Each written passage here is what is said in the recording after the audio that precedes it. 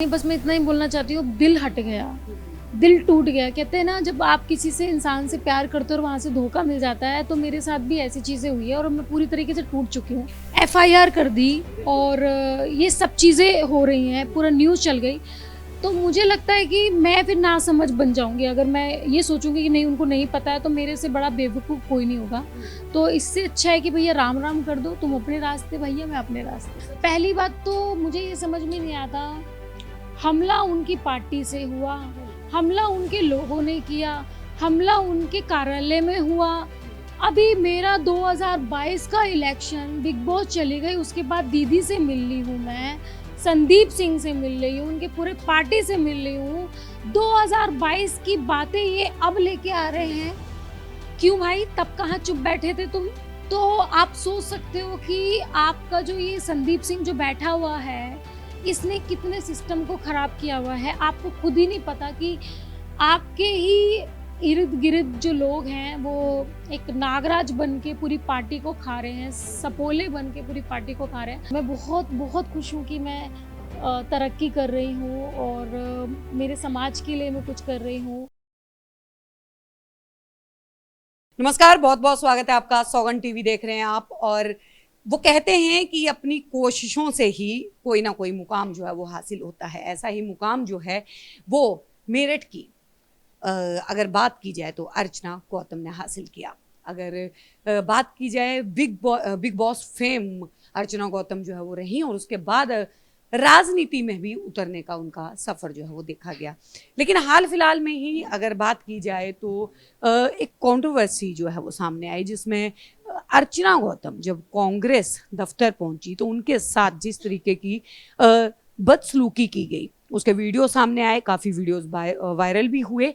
लेकिन अर्चना जी, सवाल सबसे बड़ा ये है कि जिस पार्टी के लिए, जिस पार्टी से आपने चुनाव लड़ा और जिस पार्टी की अगर बात की जाए तो लड़की हूँ लड़ सकती हूँ का नारा देने वाली प्रियंका गांधी भी कहीं ना कहीं समर्थन में नहीं दिखाई दी। मुझे बस यही समझ में नहीं आ रहा है कि पार्टी कार्यालय के बाहर ये सब चीज़ें हुई हैं और काफ़ी सारे नेता, काफ़ी सारे क्या, कांग्रेस के सभी दिग्गज नेता चुप बैठे हैं। जो महिलाओं के बारे में, महिलाओं के आरक्षण के बारे में धरना दे देते थे, उनके लिए बातें करते थे, आज उनकी ही पार्टी की लड़की के साथ ये सब चीज़ें हुआ है और उनकी पार्टी के लोगों ने ये सब चीज़ें किया है। तो क्या उन्होंने सच्चाई का पता लगाने की कोशिश नहीं की? क्या मतलब एक बार तो मुझसे पूछते, मेरा पक्ष रखते कि ये क्यों हुआ, कैसे हुआ, किसने उनका कान भरे, क्या बोले, मतलब सच्चाई का पता कुछ लगाया नहीं है। और ऊपर से मतलब उन लोगों को पार्टी से निकालने की बजाय उन लोगों ने मुझे ही पार्टी से निकाल दिया। तो मुझे इस चीज़ का समझ में नहीं आ रहा है कि क्या चल रहा है इन लोगों का सिस्टम। लेकिन अर्चना, जिस तरीके से अभी निष्कासित किया गया है पार्टी से, भविष्य में क्या लगता है फिर से अगर कांग्रेस के नेता अगर आपके दरवाजे पे आते हैं? क्योंकि आज के वक्त में अर्चना गौतम जो है वो एक साधारण सा नाम नहीं है। अर्चना गौतम जो है बॉलीवुड में पहुंच चुकी है इस वक्त। तो अगर फिर से वो लोग आते हैं, अगर पार्टी में फिर से शामिल होने के लिए बोलते हैं, तो अर्चना गौतम क्या डिसीजन जो है वो उस वक्त लेगी? देखिए, उस वक्त का तो पता नहीं क्या होगा क्या नहीं। बस मैं इतना ही बोलना चाहती हूँ, दिल हट गया, दिल टूट गया। कहते हैं ना, जब आप किसी से इंसान से प्यार करते हो और वहाँ से धोखा मिल जाता है, तो मेरे साथ भी ऐसी चीज़ें हुई है और मैं पूरी तरीके से टूट चुकी हूँ। क्योंकि मैंने अपने पापा को पिटते हुए देखा है रोड पे, अपने आंखों के सामने। हाँ, तो मैं अब वो लड़की नहीं रही कि ठीक है, हाँ हाँ हाँ चलो ओके, कोई बात नहीं भाई। अब जो बात आ चुकी है, मेरी ईमान पे आ चुकी है।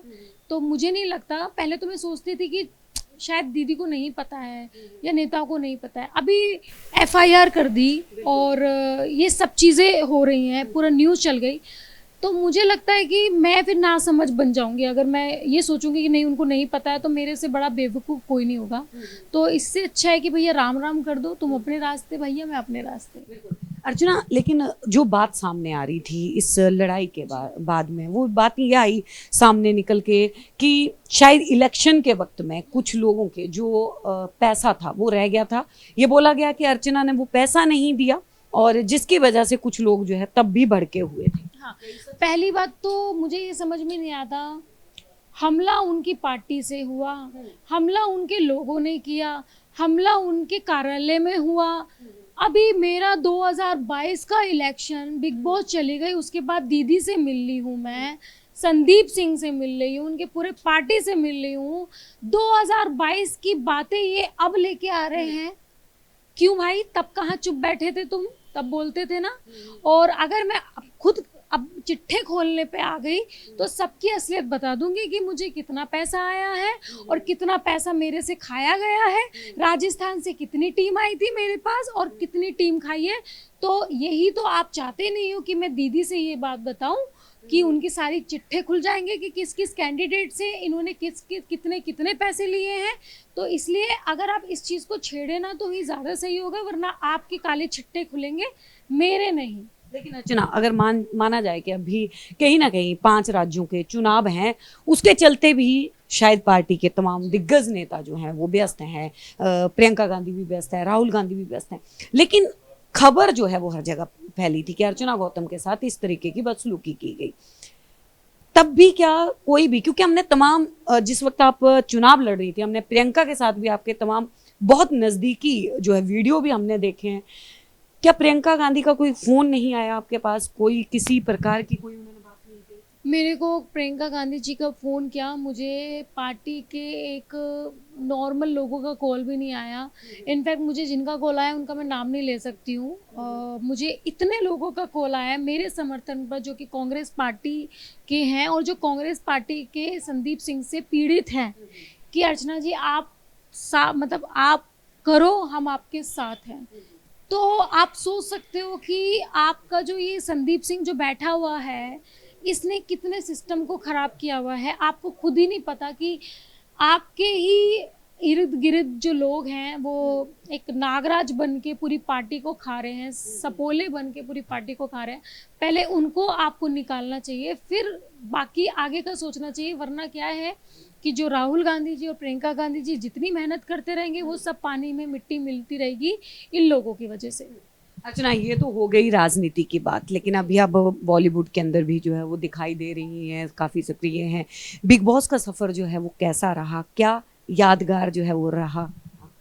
बिग बॉस का सफ़र मेरा बहुत अच्छा था। मुझे बहुत लोगों ने पसंद किया है। मुझे जो फेम बिग बॉस से मिला है शायद कभी कहीं से नहीं मिला।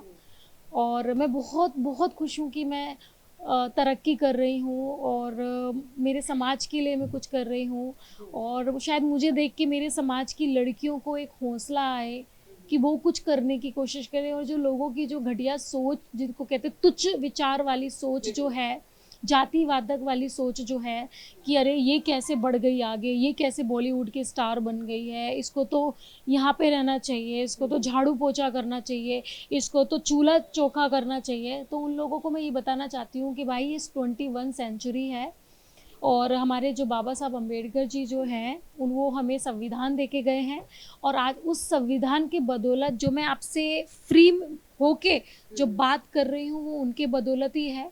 और आगे भी उन्हीं के संविधान से जब चलेंगे, क्योंकि आज जो हम हैं, आज जो लड़की एक आज़ाद है, उसका सही कारण बाबा साहब अम्बेडकर है, क्योंकि उन्होंने उसको राइट दिया। और आज जो मैं बेबाक से बोल पा रही हूँ वो भी उन्हीं की देन है। तो इन लोगों को कहीं ना कहीं तो जेलसी है कि हमारे समाज के लड़कियां लड़के आईएएस बन रहे हैं, डॉक्टर बन रहे हैं, इंजीनियर बन रहे हैं, बॉलीवुड में जा रहे हैं। क्यों ऐसा? इनफैक्ट मैं आपको बताऊं, रजनीकांत जी जो इतने बड़े सुपरस्टार हैं वो भी हमारे समाज से बिलोंग करते हैं, देवानंद जी हमारे समाज से बिलोंग करते हैं, और भी बहुत सारे एक्टर लोग हैं जो हमारे समाज से बिलोंग करते हैं। तो ये बहुत अच्छा है कि हमारा समाज एक ब्रांड बन रहा है और उसी के लिए मैं एक छोटी सी कोशिश कर रही हूँ कि जाटव समाज भी एक ब्रांड बने। लेकिन अर्चना, कितना वो था, क्या कभी अर्चना ने सोचा था, अर्चना गौतम ने, कि मैं बॉलीवुड में जाऊंगी? सपना था? सच बताऊं कभी नहीं सोचा था। एक्चुअली मैं बचपन में जो ये एक्टर लोग होते थे तो मैं सोचती थी कि ये रियल होते हैं या फिर छोटा छोटा वो पेपर में कार्टून बना के, हाँ, कंप्यूटर में डाल के उनको ऐसा ऐसा करवाते हैं, एक्शन करवाते हैं। मुझे नहीं पता था, मैं बहुत छोटी थी, मुझे क्या पता वो जो बचपन में चीज़ें सोचूंगी आज मैं वो रियल में हो जाऊंगी।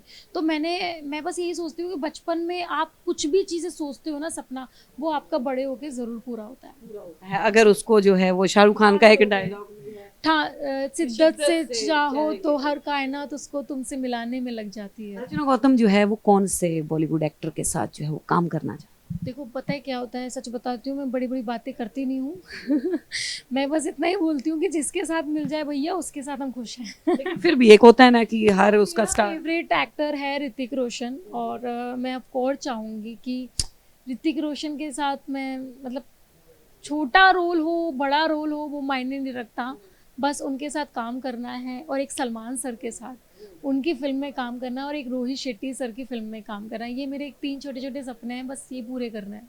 एक जो है वो वाकया याद आ रहा है कि जिस वक्त आप मंच पे खड़ी थी, आपके साथ आपकी माता जी भी खड़ी थी, आप उन पलों को याद करके भावुक हो गई थी कि आपकी माता जी के संघर्षों का ही, मेहनत का ही वो है कि आगे, क्योंकि फिल्म इंडस्ट्री एक ऐसी इंडस्ट्री है अर्चना की, ज़्यादातर लोग जो हैं अपनी बेटियों को शायद वहाँ नहीं भेजना चाहते, तो कैसा? देखिए, आप एंटरटेनमेंट की रात हाउसफुल की बात कर रहे हैं। एक शो आया था जिसमें मेरी मम्मी को बुलाया गया था। मेरी मम्मी ने ना बचपन में मटका रख के स्कूल में डांस कर दिया गया था, जिसकी वजह से मेरे नाना ने उनको बहुत मारते मारते घर पे लेके गए थे और बोला था कराऊं तुझे नाच, बताता हूँ। और उसके बाद मेरी मम्मी की पढ़ाई छोड़ दी गई। उसके बाद मम्मी चोखा बर्तन करने लग गई, और फिर उसके बाद शादी करा दी। तो मम्मी का जो बचपन का सपना था वो पूरा नहीं हुआ, और वो सपना मम्मी ने मुझ में देखा। तो वो एक सीन था, एक शो था एंटरटेनमेंट की रात हाउसफुल, जिसमें मम्मी को बुलाया गया था और मेरे साथ मम्मी ने रैम वॉक किया था। तो उस वक्त मेरी मम्मी भावुक हो गई थी, और उनके जो बचपन के सपने थे वो उन्होंने पूरे जनता के सामने रखे थे।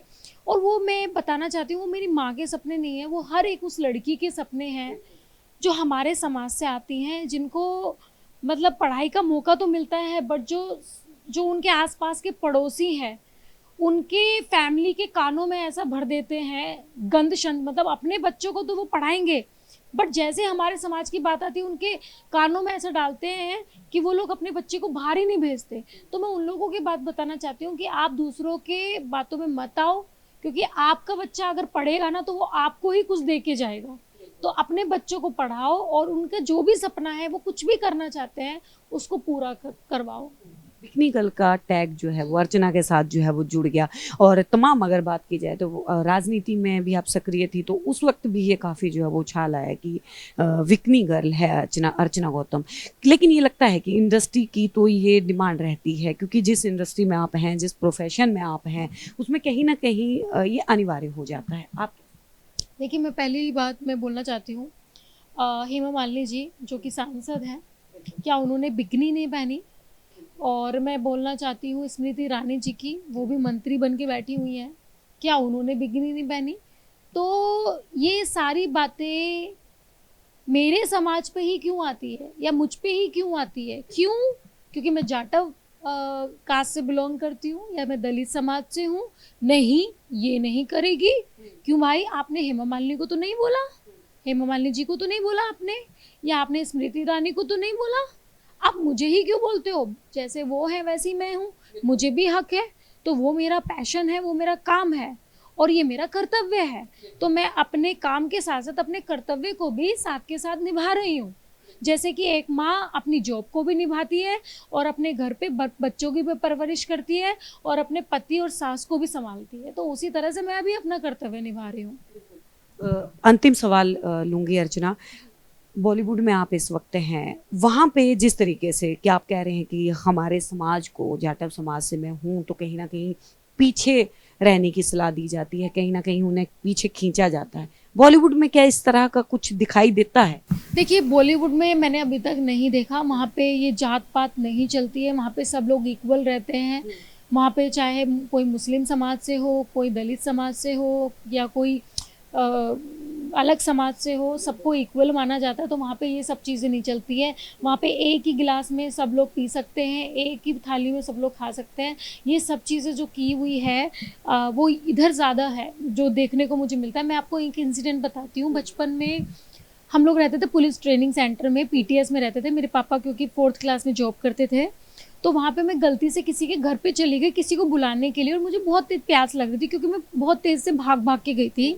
तो मैंने उनकी गिलास में पानी पी लिया, तो उन्होंने वो गिलास फेंक दिया, और बोला कि आज के बाद तुम घर पे मत आना प्लीज, जो भी बुलाना हो जिसको भी बाहर से बुलाना। तो मुझे ना, मैं बच्ची थी, मुझे ना समझ में नहीं आया कि ये चीजें क्या हो रही है। उसके बाद जब मुझे होश आया, संभला कि अच्छा ये हो रहा है, मैंने कहा एक दिन ऐसा बनूंगी कि सब मुझे अपने घर पे खाने के लिए बुलाएंगे। और आज वो दिन है। वही औरत है जो कि मेरी मम्मी को कॉल करके बोलती है कि जब भी आप दिल्ली आए तो मेरे घर पे आइएगा, जब भी आप पीटीएस आए घर पे आइएगा लंच पे। अरे उस दिन तो जब आपके घर पे पानी पिया तो आपने गिलास फेंक दिया। तो आपकी जो ये मेंटालिटी है, जो ये सोच है, ये कहाँ बदल गई? अब मैं एक्टर बन गई, मैं तो वही हूँ, वही मुंह है, वही जबान है, वही शरीर है, बस एक्टर बन गई तो वो एक ब्रांड लग गया क्या? अरे अपनी सोच को बदलो, सब लोग सेम हैं। बहुत बहुत धन्यवाद अर्चना जी। तो हमारे साथ में अर्चना गौतम जो है वो जुड़ चुकी थी और तमाम मुद्दों के ऊपर जो है वो हमने अर्चना से बात की। आप लोग क्या जानना चाहते हैं अर्चना के बारे में हमें ज़रूर बताइएगा। तब तक के लिए बने रहिए हमारे साथ, देखते रहिए सौगंध टीवी। आप देख रहे हैं सौगंध टीवी, सौगंध वतन की।